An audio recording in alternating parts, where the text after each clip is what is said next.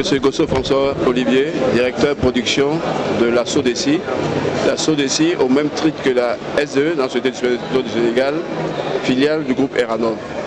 Et le groupe Eranov est un groupe panafricain, est un groupe industriel panafricain qui exerce dans le secteur de l'eau, de l'assainissement et de l'électricité.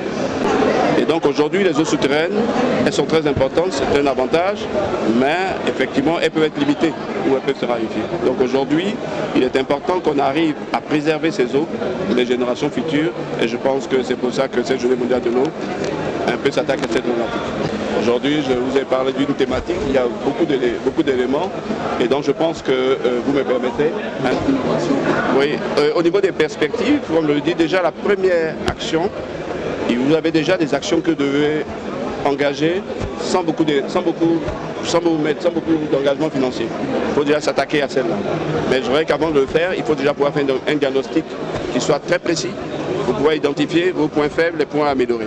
Donc quand vous faites le diagnostic, vous savez déjà qu'il y a une première action, quelles sont les actions qui ne nécessitent pas beaucoup d'argent, mais qui sont génératrices de gains. Et ensuite, il y a des actions qui peuvent vous faire gagner du temps, de gains également à terme, mais qui peuvent nécessiter des investissements. Donc dans ce cas, il faut vraiment définir une stratégie, toute une planification, parce qu'à terme, vous pouvez avoir des gains. Merci beaucoup. Expansion d'énergie pour pouvoir produire 1 mètre cube d'eau. Et donc pour nous, producteurs d'eau, vous savez que l'énergie est l'entrant le plus important en charge.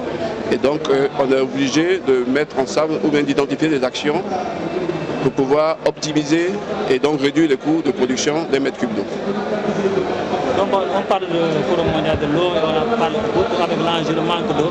Qu'est-ce que cela pourrait apporter, que pourrait changer dans le quotidien des Africains et du monde entier?